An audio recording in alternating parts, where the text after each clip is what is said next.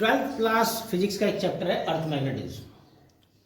उसमें अभी हमने प्रीवियसली पढ़ा है 3 प्रकार के मटेरियल होते हैं, पैरामैग्नेटिक, डायमैग्नेटिक और फेरोमैग्नेटिक।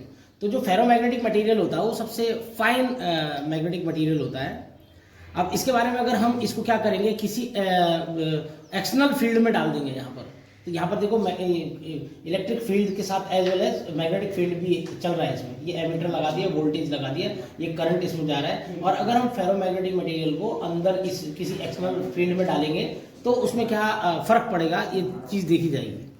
तो कह रहा है इसमें H इंक्रीज B इंक्रीज, मतलब H का मतलब मैग्नेटिक इंटेंसिटी, मैग्नेटिक पावर उसके अंदर कितनी इंटेंसिटी है, अगर वो इंक्रीज होती है तो जो मैग्नेटिक फील्ड होता है वो भी इंक्रीज होगा इसमें। तो कह रहा है H इंक्रीज B इंक्रीज, यानी कि magnetic intensity increase and B ऑल्सो, यानी कि magnetic field also increase, alignment of all magnetic movement, saturation magnetisation. तो ये क्या होगा, एक सैचुरेशन मैग्नेटाइजेशन पॉइंट तक ये बढ़ेगा, इंक्रीज होगा, मतलब एक ऑप्टिमम पॉइंट होगा जहां तक वो इंक्रीज होगा। नॉट रिवर्सिबल, जब करंट होता है वो करंट नॉट रिवर्सिबल, रिवर्स नहीं होगा।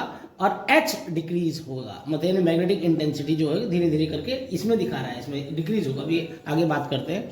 By changing the direction of current difference effect will be obtained. अगर हम डायरेक्शन करंट का चेंज करेंगे, by changing the direction of current, अगर हम करंट का डायरेक्शन चेंज करेंगे difference effect will be obtain, तो उसमें अलग समय डिफरेंस दिखेगा। अब अगर हम यहाँ पे बात करते हैं 0 से, अगर हमने करंट को इंक्रीज किया तो करंट यहाँ तक बढ़ेगा, तो इसके साथ साथ मैग्नेटिक फील्ड भी बढ़ेगा, और मैग्नेटिक फील्ड बढ़ेगा और उसके बाद एक पॉइंट में मान लिया करंट को छोड़ देते हैं, मतलब स्टॉप कर देते हैं, तो उसके बाद जो इलेक्ट्रिक फील्ड होगा वो तो स्टॉप हो जाएगा, लेकिन मैग्नेटिक फील्ड पूरी तरीके से उसमें स्टॉप नहीं होगा और बैकवर्ड की डायरेक्शन में जाएगा। और जिस डायरेक्शन में आएगा उसको रिटेंटिविटी कहते हैं, रिटेंटिविटी।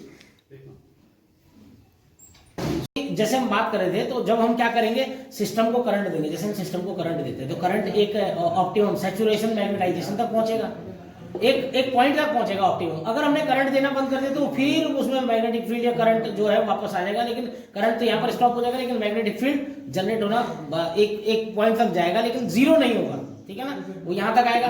तो इसको रिटेंटिविटी कहेंगे आप, ये तो सैचुरेशन मैग्नेटाइजेशन होगा, ये पॉइंट रिटेंटिविटी होगा, ठीक है ना।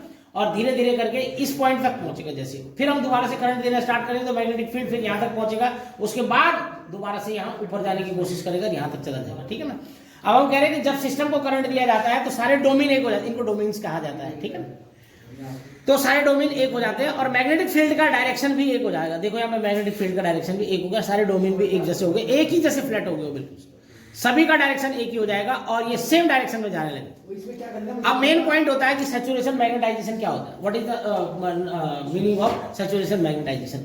जब सिस्टम को करंट दिया जाता है तो करंट के साथ साथ दो लिखा मतलब साथ साथ मैग्नेटिक फील्ड भी इंक्रीज होता है। करंट देंगे तो मैग्नेटिक फील्ड भी इंक्रीज होगा, बट दोनों का इंक्रीमेंट एक समय के बाद स्टॉप हो जाता है, एक ऑप्टिमम पॉइंट तक वो इंक्रीज होंगे और उसके बाद वो क्या होता है, दोनों का स्टॉप हो जाता है।